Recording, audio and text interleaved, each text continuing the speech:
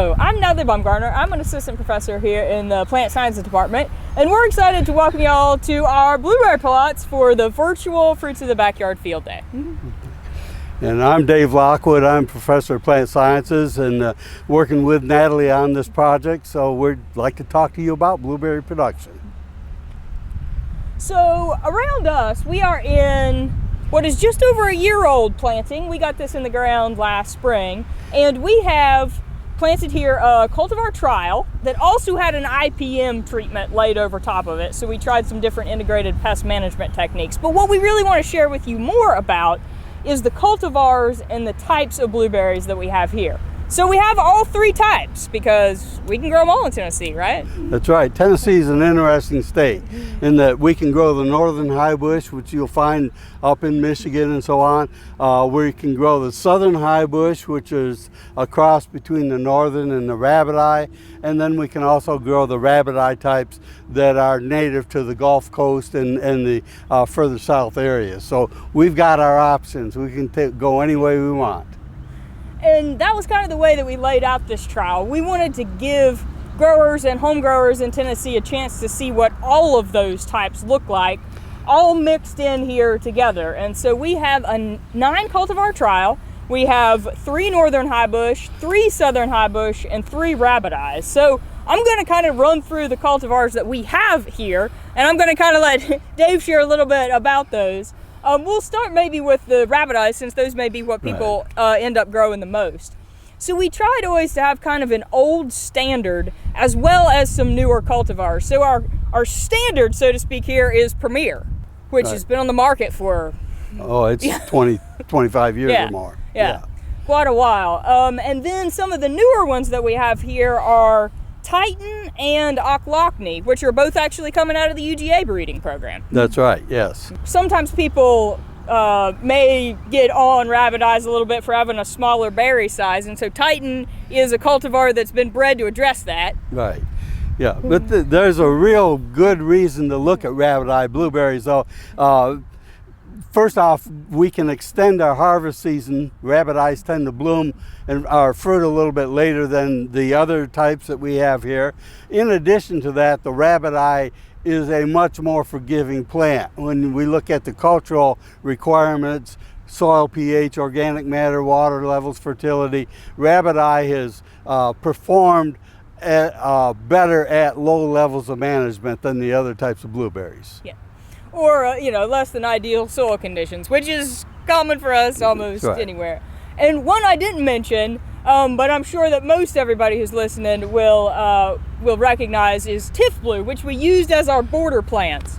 So it's, 1955? That's right. We've grown Tiff Blue in Tennessee for at least the last 50 years that I know of.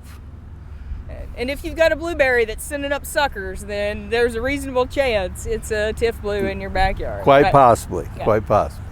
So for resilience and for late season harvest, rabbit eyes can be great. Northern high bush, of course, I'm a West Virginia native. Well, you're a New York native. So that's right. When we were growing up, there was only one kind of blueberry, and that's what kind it was. So the northern high bush that we have here on site are Duke.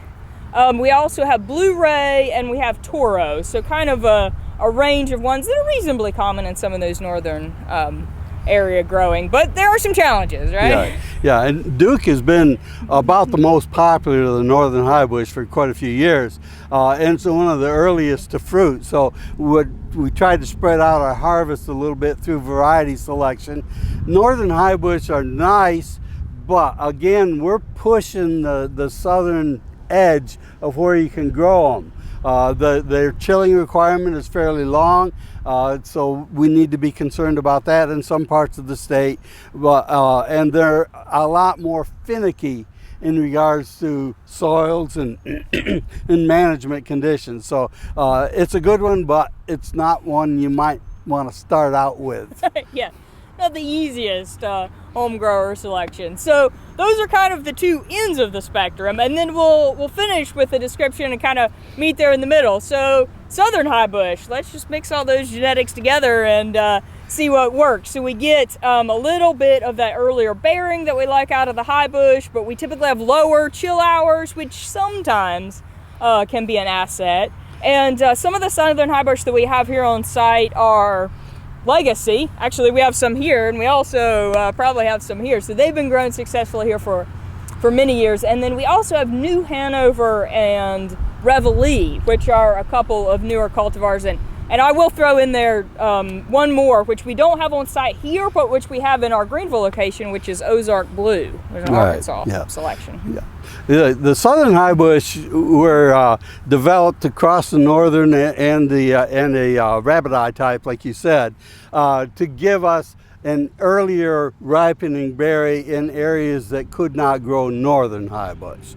And so I mentioned we're on the southern edge of the northern high bush. We're on the northern edge of the southern high bush area. So we can grow them both, but we've got to be careful about variety selection and the way we take care of them. Yeah.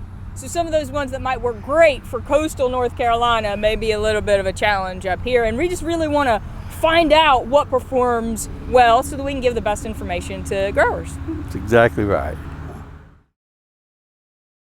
All right, so when it comes to blueberries, one of the actually most crucial thing is proper site establishment. So we want to share a little with you about how we got these plants going and what are some of the absolute things you got to keep in mind for planting blueberries. Right.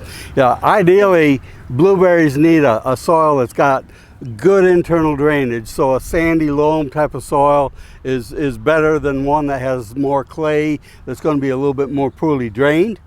We need a soil ideally that's quite acidic. A lot of times I tell the homeowners that if it's good for azaleas, it's good for blueberries. So the ideal pH somewhere around 4.8 to 5.2, and especially with the high bush, the higher the organic matter content of the soil, the better off you are.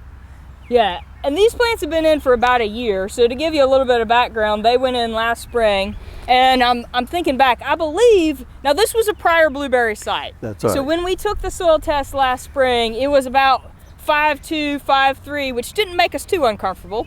But we did go ahead and add a little bit of sulfur because we wanted to try to start under 5, right? That's right. Quite often if you get mid 5s, like 5.3 to 5.5, iron deficiency is going to show up. And that's one of the most common nutritional problems that we see with blueberry. So getting that pH down well within the desired range before you start is always a good idea.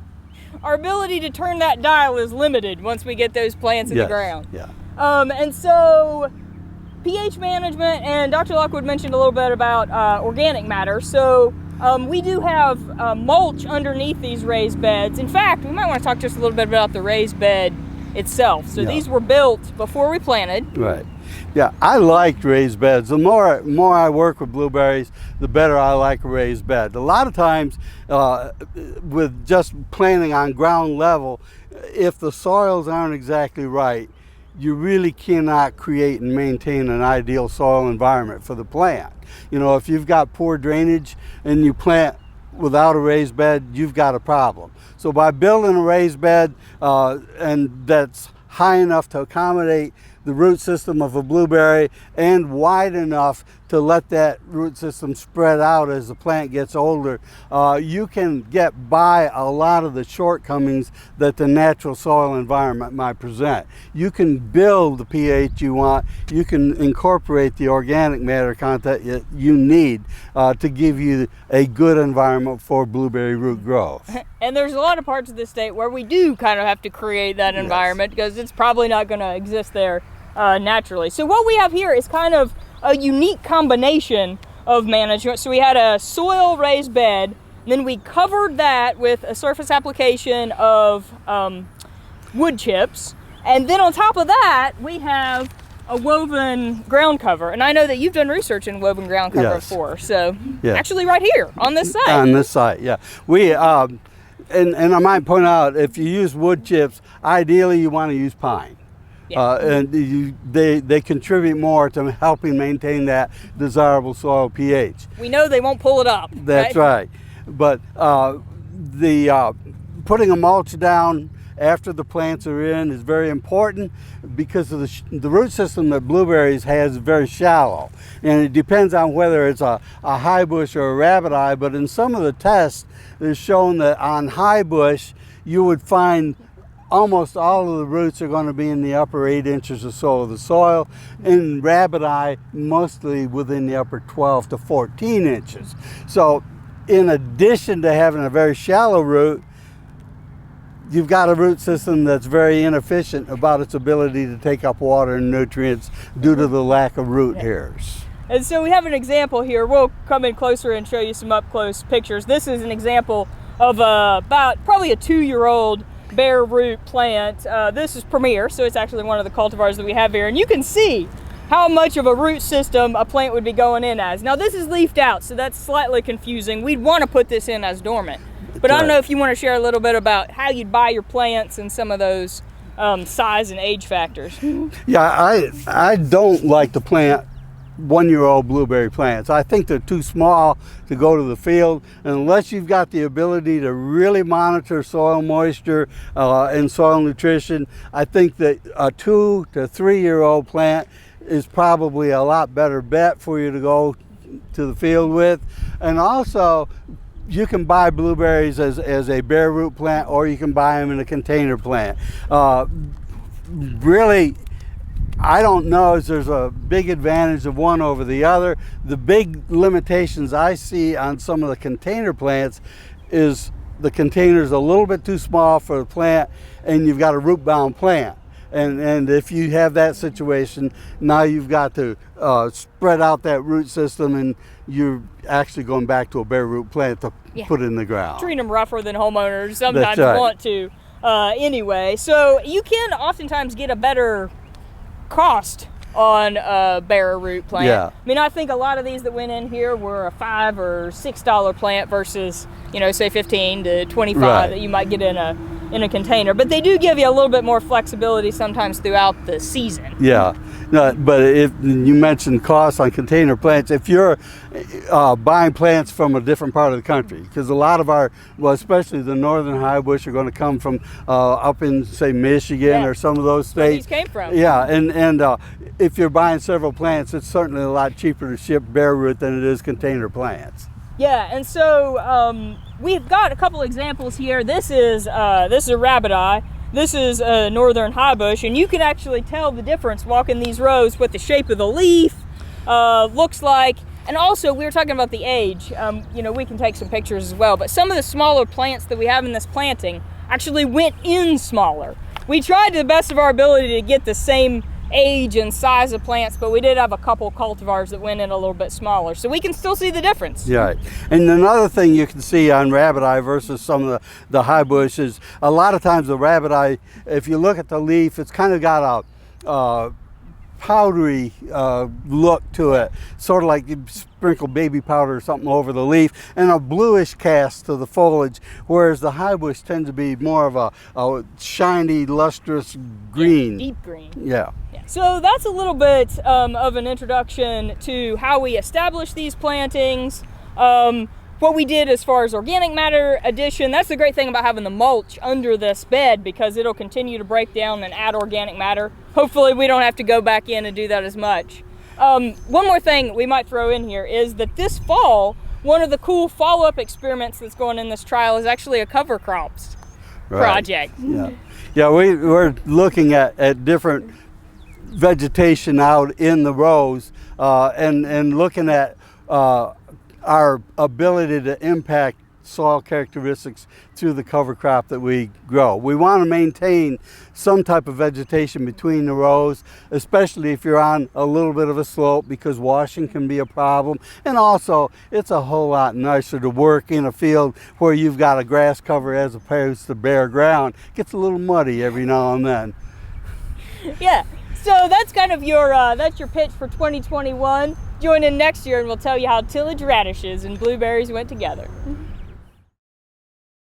So when it comes to early management, we wanted to point out a few of the differences between the way that we'd handled some of these plants and talk a little bit about, you know, how you'd manage a first, second, third year plant. So we are at 1 year after planting, so that means these are 1-year-old plant, right? Yeah, we generally call a plant 1 year old after it's been in its final site for a year. So it's a newborn plant when you put it in the ground, yes. One of the things we suggest, if you plant a blueberry, it's quite apt to have fruit buds on it, and it'll fruit that first year. Our goal, one, is to get plant survival, and two, is to get good plant growth. And then after we've developed the canopy of the plant, we'll worry about fruit production a couple years down the road. And what we see here is an example of a Tiff Blue that has not had the fruit removed, and you can see that there are a lot of berries on this young plant, and this fruit is costing us a lot of shoot growth. A lot of the energy that would normally go into the lush terminal growth like we see on this plant is going into fruit development on this plant. So that was left on purpose there, so we kind of have a good example. And all of the rest of the plants in this plot did have all of their fruit removed so that we could go in to this cultivar trial with kind of an even baseline. This is actually a young southern high bush in front of us right here, and you can see that it has a nice flush of young growth. And the other useful thing to point out with these two plants right beside each other is that in addition to not taking off the fruit, there also wasn't any shaping or training pruning done on that. It's a border plant, so it's an example, and we did that on purpose. Right. Yeah, one of the things we'd like to do and mention is get the canopy to develop, to get it up in the air.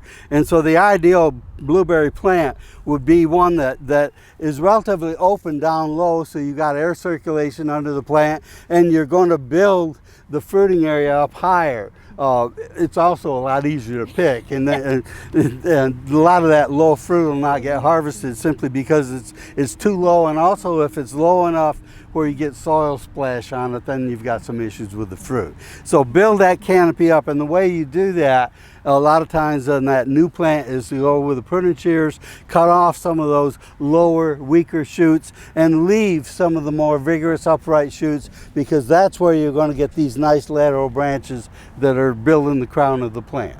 And we did this pruning, actually we were both here in the later part of February. And so we took a lot of the young twiggy growth. In fact, I could, probably missed that one right there. And you can see that we're just getting a lot more open and upright growth. Over here, contrasted with that plant, we didn't take any of that young twiggy growth off. And you can see it's all kind of growing closer together. Yeah. It's less open and upright in its habit. Yeah, this plant is not going to be the nice crown that we'll see out of this one. Now there's a variety difference too. Yes, yeah. So we take that into account, yeah. But that's a generalization. Pruning definitely helps shape them. And the other thing that we can go ahead and talk a little bit about while we've got these young plants is, so they've been in the ground for just over a year, and we didn't fertilize them real heavy in year one. That's a little bit of a grower preference. Right, yeah. Yeah, a lot of times, well, first off on blueberry, because of the nature of the plant, they evolved generally under relatively low fertility situations. They won't tolerate very high levels of nitrogen fertilization. So the first year, especially when you plant that new plant, you don't get much fruit or root growth until on up into the late summer and fall, and a lot of times we just don't fertilize either much or at all that first growing season. And we will come back in successive seasons with multiple applications of low rates of nitrogen fertilizer. Yeah. So last year we really just focused on good irrigation and keeping the planting area, good conditions for those young roots to grow. And then we came in about a month ago. So it was towards the end of April when we had a good first flush of growth and reapplied, as Dr. Lockwood said, a low rate of fertilizer. And what we applied was ammonium sulfate, because we don't really want to put that nitrate form of nitrogen on our blueberry plants. Yeah, blueberries like the ammonium, and the reason that we used ammonium sulfate is that it is also one of the most acid forming nitrogen sources, so it'll help to maintain that soil pH down in the desired range. It won't be enough to push it down, but it'll help keep it there. Yeah, so it's kind of the same thing as putting a pine bark mulch on top. It's not going to dramatically drop your pH, but it's not going to be pushing it up in the opposite direction. So for this second growing season, we're going to put probably three small applications of nitrogen on.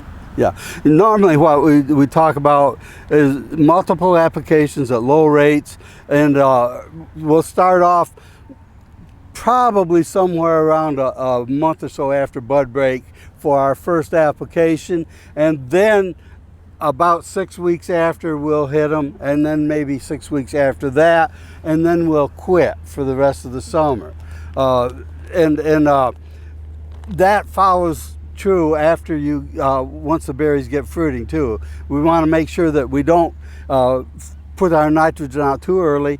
At bloom is a pretty good marker for your first application on a bearing plant, but then 6 week intervals for the next two applications. So we're getting close to time for our second application, and this will, I mean, when I was putting it on, you know, it seemed like a very low amount of fertilizer. So this is like a 2100, and we're putting what? We're measuring by the height of the plant, and we kind of dose by how tall they are. Yeah, but quite often this size plant is going to be an ounce to 2 ounces. It's very, very modest. Yeah, so we're talking about, you know, just in, you know, the tablespoon kind of range. So it's just going to be a small amount.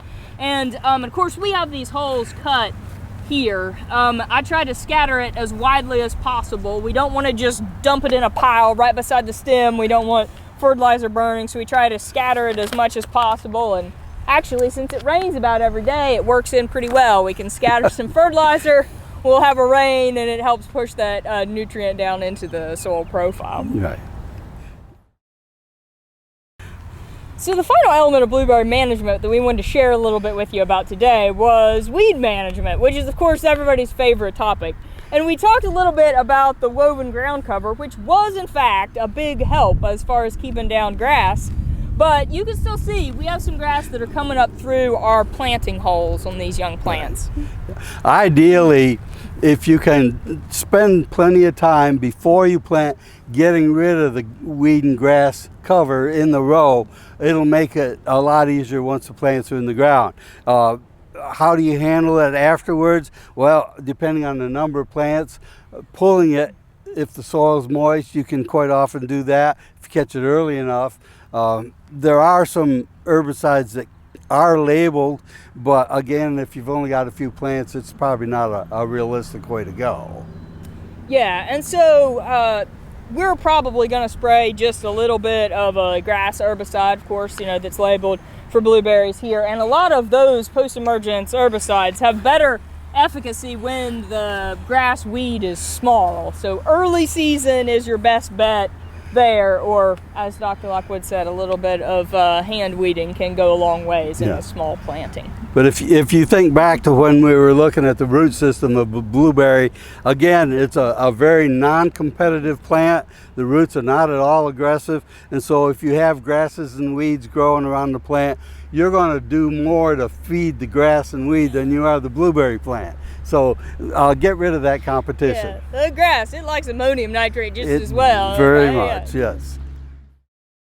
We do encounter with blueberries is voles or mice, and they'll feed on the root system of the plant generally late in the fall or over the winter months when their natural food supply is limiting. Some of the ways you can detect that is the presence of runways in the field. Here we've got a runway leading across and into the area where the mulch was down, and you can actually see depressed areas where the voles were traveling underneath our mulch cover. As I said, this time of year during the growing season, it's not that big a problem because they're going to be feeding on the fleshy roots of grass. But as you get into late fall and early winter, when their more preferred food sources are limited, they're going to move to the root system of some of our woody species. And this might beg the question, well, did this mulch actually potentially increase the vole pressure? And I guess the answer is it could have, but most of the time it's still worth it to add that organic matter. Yeah, blueberry, research has been pretty consistent with mulches and blueberries in that it increases plant survival, it increases growth, it'll increase fruiting.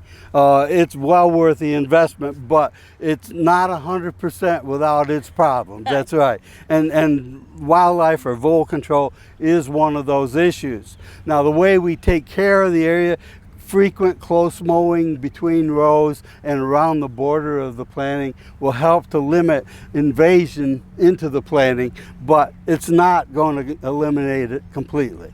So have to keep your eyes open, and if something like this shows up, you may need to take steps to control it as we get closer to the fall of the year. Well, we really enjoyed this time that we spent with you here in our young blueberry planting. We wanted to give you just a little bit of a look to the future. So these are now 1 whole year in the ground. When is it that we're going to get close to actually getting some harvestable berries off of these? If they continue to grow like it looks like they are, I probably would look at the 3rd year to let them start to fruit. And then it'll be another 3-4 years before you get what we consider full production. Yeah, so 2022, right here, blueberry tasting, right? And when is that? Depending on the type of blueberry you have. When we were doing our trials earlier, where Duke was our earliest northern high bush, quite often we would start our first harvest about the first week in June. Northern high bush, as a rule, about a 4-week period of harvest, and by the time they were tapering off, we were starting to see the rabbit eye varieties come in, and would carry on for another 6 to 8 weeks. So by combining the high bush and the rabbit eye, you can have fresh blueberries throughout most of the summer. Yeah, really, and we have most of the cultivars here that would give us that range of kind of June, July, and August. We've got some Dukes in the ground, and we all go all the way to what, Lockwood, which is a later rabbit eye. Yeah. So we'll have good coverage here, and great opportunity for a lot of taste evaluations and good stuff to come. Yeah, blueberries are wonderful and a lot of different things, but the way they taste best is when you graze in the field and pick them directly off the plant and eat them at that time. That's the best. Just as long as you weigh them as you go, so that we get good data from our trial. Thanks so much for joining us. It's been fun. We hope that you enjoy this virtual field day and that we get to see y'all live next year. Yes.